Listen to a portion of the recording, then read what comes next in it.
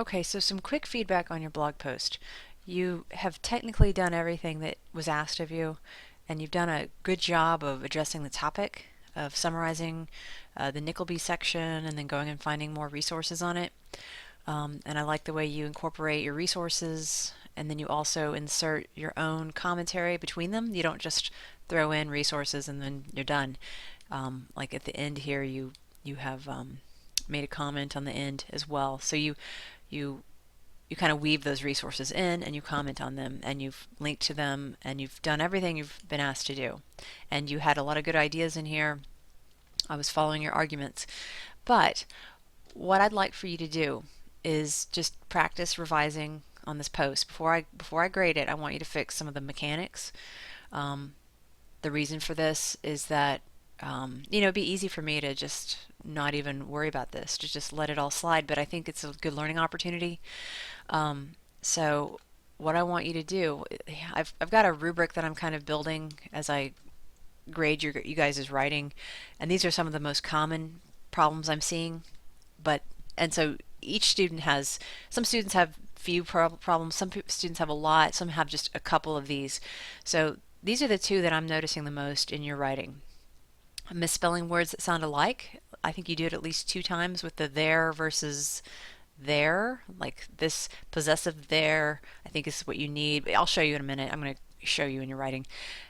You're confusing those two. So I recommend that you go check out the OWL website, read this page. I'll go ahead and look at it really quickly with you. Take the time to do this because this will help not only your writing in this class, but in other classes, and then even more importantly, outside of college. And that's where probably most of your life will be spent. So it's really worth it to take the time, and maybe you just focus on the there for this time. Maybe you don't need to worry about reading about advise and advice and conscious and conscience.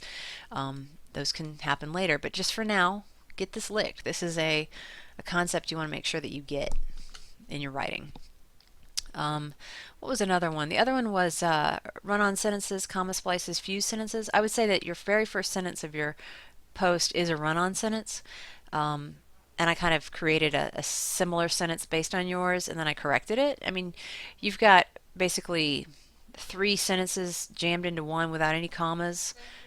Um, and so just go take the time to read this page from the OWL. I like the OWL. It's pretty simple and it's really short, as you can see. And just go read through this a couple of times. Make sure you kind of understand it. If you don't, I'm happy to talk to you about it. There's also the Writing Center on campus, in the center of campus in the round building. We also have a new Writing Center in the education building. So there's people that can help you with this stuff.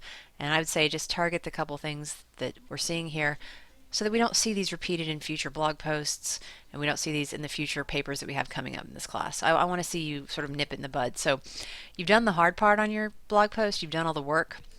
And what I'm asking you now is that you just go in and correct a few things and then recall my attention to it. Let me come in and check it, and we'll move on. I'll grade it for full credit. No problem there. So let's look at the first sentence. The education system in America has its problems. We all know that, but the presidents have all tried their own ways of fixing it. Okay, so this right here, we all know that, is a sentence in itself. Subject we, know is the verb.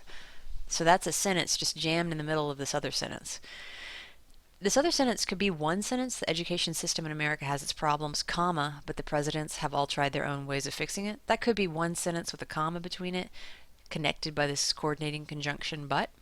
So you could do that, or you could turn this into three sentences. The education system in America has its problems, period. We all know that, period. Get rid of the but and say the presidents have all tried their own ways of fixing it. So you get to decide as a writer how you want to repair that and make it flow the way you want it to. Then here's an example right here. Have all tried their own ways. This there, that's a possessive there. The presidents have all tried their, so that's the ways of fixing it that were theirs. So you need to be using this there, the possessive one. They got their books, not this one, about that place. Okay, so that's why I'm telling you to go reread that OWL thing. Let's read a little further. His wife was former school teacher and librarian. That should have an A in front of it, but there's little things that are okay. In blogging, it's okay to make a couple mistakes, but I'm saying when I say a couple, I mean two. And beyond that, you guys do need to sort of revise your blogging, your blogs a little bit. They can't just be, your super first draft. And if writing's not your favorite thing, or if you make a lot of mistakes when you write, then you want to definitely revise. Go in and reread. And you may have done that, but I'm asking you to look a little harder one more time. Okay, so that's something you could change there. And this is a comma you don't need, but I'm not going to pick on that. Okay, she had a great passion for the school systems and the children. A lot of Bush's ideas focused on the kids, but then we were hit with the tragedy of 9/11. When this happened, it'd be good to put a comma there, but I'm not even picking on that. It was hard for Bush to focus on anything else at the time. He was trying his best to restore a broken nation and defend our country, comma, and I do not think anybody blames him for what he did or did not do with our education system. It'd be good to put an enter there just to make it stylistically consistent. But again, that's not why I'm asking. That's not really the main focus of this message. Just a side comment. While Bush was in office, it'd be really good to put a comma there. He implemented the Nickleby, or better known as the No Child Left Behind Act, in 2001, and went into law in January of 2002. Now that the way this is written,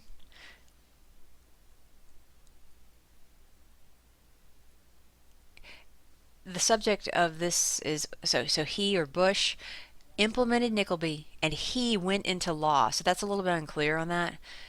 You could just say and it went into law, or sorry, put an it there, and it went into law in January of 2002. Technically doing that, putting an it there, would mean you put a comma after 2001. This was Bush's way of making sure the kids were getting their proper education, and the ones that weren't, comma, were given the chance to move schools or have a tutor. Okay, so here's another example of there. So as you can see, I've pointed out probably about 10 areas where we've got comma issues. We've got the there and there issue. We've got some other issues that I'm not noting here on this writing rubric.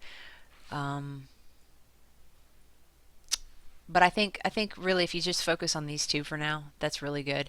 And if you could just go through this post one more time, correct it, and then inside of the Dropbox there is a regrade request form. In all of the Dropboxes, the regrade request form is located, and all you have to do is go tell me which blog post you're correcting, tell me what you did to correct it, and then at my earliest convenience, I will be grading those. I mean, you have to be a little bit patient with me, but do trust that I definitely want to give you your full points.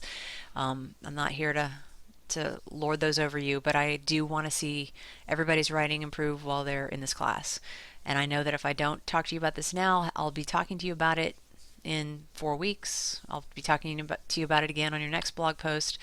So I'm trying to take the time with you guys to help you improve your writing. So we don't have to totally be the perfect writer at this point, but show me that you're taking some steps, okay? And use those resources. This OWL website is fantastic, and if I were a student, I would definitely just keep the online writing lab handy and always check things, check your punctuation and stuff. Again, like I said, blogging is not a completely formal, it's semi-formal writing, but traditionally it's okay for people to have, for me the number's 2. You can have 2 mistakes and I'm not going to pester you. But beyond that, if it's just sort of distracting me from the read and it's showing me that you may have a deeper writing need, you need more help with writing, then I'm going to stop and do this. Okay, so let me know if you have any questions about what I've said, and go ahead and try to get this done in the next couple of weeks.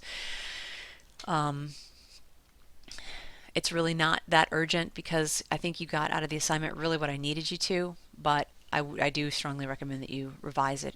All right, thanks so much, and let me know if you have any questions.